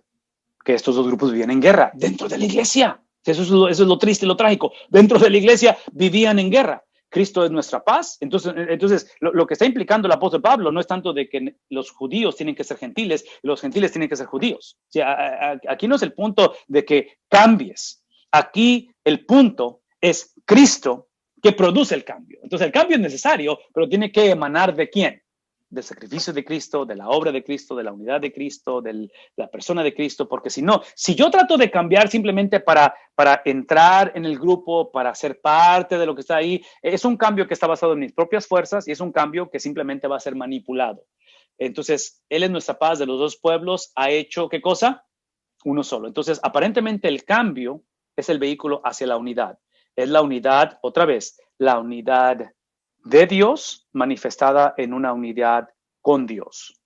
Una vez más, la unidad de Dios transferida y manifestada, encarnada, cristalizada en una iglesia que tiene la unidad no entre ellos, es la unidad de Dios en ellos. En el hogar, aquí el punto no es simplemente amarnos, perdonarnos, no volver a hacerlo. Aquí el punto es que como pareja, como hijos, como nietos, la unidad tiene que ser la unidad de alguien más, es una unidad foránea, transferida, acreditada, ejercida, cristalizada, expresada en nosotros. Entonces nosotros somos el vehículo de la manifestación de esa unidad del Padre, Hijo, Espíritu Santo, el pacto incondicional manifestado en relaciones, dame tantito, damas, esposas, señoritas, tiene que ser manifestada en relaciones condicionales. Esa cuestión de estar tolerando abuso, de estar tolerando un montón de cosas que damas y varones, pero específicamente las damas, enseñemos a nuestras hijas, a nuestras nietas a no tolerar el abuso que típicamente se tolera, sea verbal, sea físico, cualquiera que sea. Por lo tanto, desde aquí derribando mediante un sacrificio, ¿qué cosa? El sacrificio derrumbó el muro de enemistad que nos separaba. De tal manera que dice en el versículo 15, pues anuló, ¿qué cosa? Anuló la ley con sus mandamientos y requisitos. Y eso de anularlo, vean esto lo hizo para crear en sí mismo de los dos pueblos una nueva humanidad al hacer la paz. Está hablando simplemente de su supremacía, de cómo el propósito de la ley era crear esa paz. Y trágicamente creó la división porque en lugar de ver la ley como el vehículo hacia o como un diagnóstico, esta generación trágicamente lo vio como... La confusión es la misma que he estado enfatizando. Vean la pantalla. Esa es la confusión. Cuando habla acerca de anular la ley, es porque ustedes, está diciendo Pablo, ustedes hicieron de la ley, sí, vean esto. Esto que está aquí es la razón para lo cual somos salvos. Y el judaísmo, esto es lo que ellos hicieron, la salvación. Una vez más, esto que acabo de subrayar es para lo que somos salvos. Es la razón por qué somos salvos. Es el propósito por el cual somos salvos. Pero el judaísmo y el cristianismo hoy en día hemos hecho eso la salvación. Entonces, por eso tenemos que retomar la conciencia. Si la salvación es esto, la salvación es el indicativo, es el Cristo, que es la expresión de la ley, que es el cumplimiento de la ley. Pero como ya fue cumplida, como ya fue expresada y como ha sido transferida, ¿verdad? Ya explicamos en su resurrección, fue transferida. Es obvio que ahora sí tenemos la habilidad dada por Dios a través de Cristo, de su Espíritu, de cumplirla. Entonces la obediencia no es opcional. Y vivir en desobediencia es vivir en contra de la razón por la cual fuimos salvos. Para reconciliar con Dios a ambos en un solo cuerpo mediante la cruz por la que dio muerte a la enemistad. Entonces, una vez más, está hablando acerca de esa experiencia foránea que destruye todas las barreras de nosotros. Él vino y proclamó paz a ustedes que estaban lejos y paz a los que estaban cerca. Pues por medio de él tenemos, ¿qué cosa? ¿Nos llevamos mejor? Por medio de él. Sí, por medio de él lo que sucede, vean lo que sucede, porque dice, por medio de él tenemos acceso al Padre. Lo que sucede a través de Cristo, por favor, escuchen esto.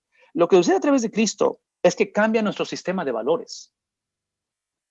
No es más, lo que sucede a través de Cristo, la obra de Cristo es que cambia el sistema de valores, de tal manera que ahora vemos la prioridad del Padre, vemos la supremacía del Padre. Y menciono esto porque trágicamente muchos pensamos que venir a Cristo o casarme con un cristiano, o ahora que mi esposo se convirtió al Evangelio, automáticamente pensamos que Dios nos debe, que tenemos que llevarnos bien. Y yo argumentaría esto. O sea, venir a Cristo es entender que lo que me hizo venir a Cristo es la unidad de Dios. Y venir a Cristo es simplemente adoptar, transferir, imputar y establecer esa unidad foránea de alguien más en mí o en nosotros. Entonces, ahora que tenemos la unidad de Dios en nosotros, por favor, escuchen lo que voy a decir. El punto aquí no es que ahora siempre estemos de acuerdo. Aquí el punto no es simplemente que cambiemos nuestra manera de ser o que hablemos el mismo idioma. Aquí el punto es celebrar esa unidad foránea manifestada en la celebración de unos de otros, llevándonos esa celebración a la unidad de Dios. El objeto de nuestra relación, el objeto de nuestro amor, de nuestro matrimonio, de tener hijos, el objeto de eso tiene que ser alguien más en lugar de mi autonomía. Estoy hablando de personas que típicamente buscamos iglesias que nada más sean como yo, piensen como yo y me apapachen o me celebren lo que yo quiero y lo que yo pienso. No, ese no es el evangelio, ese no es el punto de la conversación. Déjenme acabar con esto. Ya estamos terminando aquí.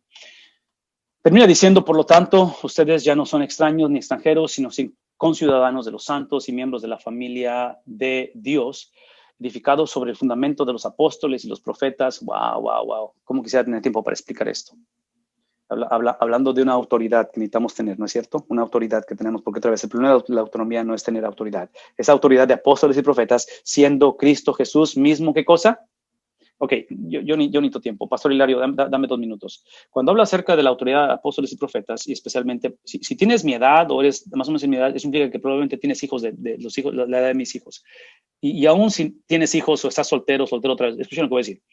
Yo argumentaría que para los solteros, y otra vez, discipulando, creando una generación, porque ustedes solteros, ustedes jóvenes, millennials, generación Z, todos ustedes son la población más grande sobre la faz de la tierra que nunca hemos tenido. ¿Sí escucharon lo que acabo de decir? Ustedes son la población más grande que ha habido sobre la faz de la tierra en la historia de la humanidad. Véanme tantito. Y estoy hablando a la iglesia, obviamente, ¿verdad? Al no cristiano, espero que el evangelio esté siendo presentado, espero que el Señor esté obrando esta mañana y alguien pueda entregarse a Cristo y tenga la necesidad. Pero estoy hablando de los que estamos confundidos con respecto a entregarnos a Cristo. Y solteros, ustedes, porque tengo 3 y los amo con todo mi corazón y son mi preocupación esos solteros, pero escuchen lo que voy a decir. No es suficiente decir que tienes un novio cristiano. No es suficiente que tú te declares cristiano. De acuerdo a lo que estamos leyendo en la palabra de Dios, cristianismo es estar bajo la tutela, bajo la autoridad de apóstoles y profetas. Eso es cristianismo. Es obvio que es una experiencia colectiva, entonces la iglesia es no negociable. Pero mi pregunta es, esta es la pregunta que yo haría para alguien que quiera ser novio de mis hijas o novia de mi hijo. Mi pregunta es, ¿qué significa la autoridad apostólica? ¿Qué significa la palabra de Dios en tu vida? Esa es la pregunta.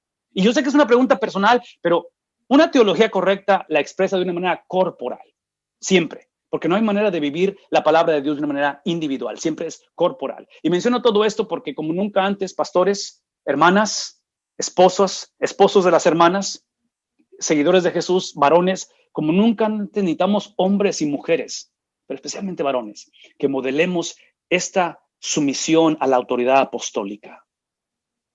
Necesitamos pastores que prediquemos un evangelio bajo la autoridad apostólica, bajo la autoridad de los profetas. Y menciono esto porque son las voces, ¿verdad?, inspiradas de Dios, donde están hablando. Y todo eso lo menciono porque si no estamos modelando esa sumisión a la autoridad apostólica, se convierte en anarquía, se convierte en evangelio de la prosperidad, se convierte en un montón de versiones de cosas que terminan siendo aberraciones ante el Señor, que el apóstol Pablo está mencionando en el libro de Efesios y que son un caos en este tiempo y que literalmente están creando un efecto de dominio en una sociedad que está confundida. Entonces voy a decir una vez más, Dios permita que en este tiempo de pandemia, al retomar la iglesia, al reconsiderar la predicación, al conectar virtualmente, veamos como el estándar, no la habilidad de comunicar la palabra de Dios, no el conocimiento que tenemos. Todo es importante y ojalá conozcamos la Biblia, ojalá tengamos estudios, ojalá seamos buenos comunicadores. Eso es importante y qué bueno. Pero yo la invitación es esta, es de que seamos una generación que nos caracterice. Hombres, líderes, pastores, las marcas claras, la evidencia clara de la autoridad apostólica sobre nosotros. Que cuando prediquemos la palabra, Dios permita que nunca el apóstol Pablo o Pedro o Juan diga, yo nunca dije eso. ¿De dónde sacaste eso? Esa es mi preocupación, ese es el peso que necesitamos sentir, porque está hablando acerca de esa cobertura, de eso que es autoridad sobre la vida de nosotros. Y eso es lo que yo creo que veo como el antídoto a la autonomía de la cual estamos hoy en día siendo siendo hechos estragos, está causándonos estragos, esa autonomía en el nombre de Jesús. Pastor Hilario, aquí me voy a detener por el tiempo.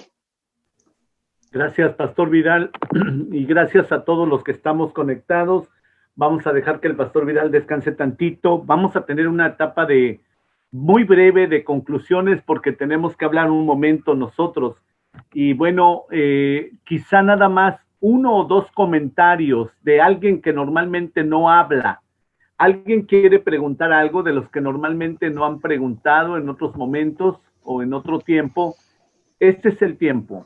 Solamente abra su micrófono. Adelante, Pastor Ernesto y Pastor David. Ellos dos, suficiente para ahora. Adelante. Vidal, la última parte de su clase, creo que para algunos de nosotros es un poco diferente, desafiante y hasta cierto punto muy diferente a los conceptos que hemos estado viendo y escuchando, predicando y hemos sido enseñados como bautistas. Entendemos la postura suya, la postura en cuanto al apostolado, y también entendemos que debemos estar bajo una cobertura. Pero ahora, no se malentienda que no estoy de acuerdo, sino es para explicar lo que quizás en algunas mentes o corazones de los que estuvimos escuchando, no se entendió correctamente. No quiere decir que vamos a estar sujetos de vuelta a los pastores y apóstoles, a los apóstoles, pues, como ahorita hemos visto en otras denominaciones, que tienes que estar bajo la cobertura de un apóstol. Y si no, no eres no eres del Nuevo Testamento, o no entiendes el concepto de miembro de la iglesia, o no entiendes el concepto de ser pastor, porque tienes que estar sometido a un apóstol o a un profeta. Quizá esto puede causar un poco de malentendimiento en algunos hermanos y por gente por supuesto en unas iglesias. Gracias, hermano Ernesto. No sabes cuánto aprecio tu comentario, pastor, porque no había pensado en eso, pero tienes toda la razón. Mi comentario abre las posibilidades de procesarlo de la manera en que lo estás diciendo. La respuesta es no. Cuando yo hablo de profetas y de pastores, uso la referencia de aquellos que Dios usó en su tiempo y que cesaron de existir. Escuchen lo que voy a decir. Cesaron de existir estos profetas y pastores porque la palabra de Dios está concluida, su revelación escrita. Y está concluida, escuchen lo que voy a decir, porque aquí está el punto de la conversación, porque tenemos la revelación suprema, ¿verdad? Así es.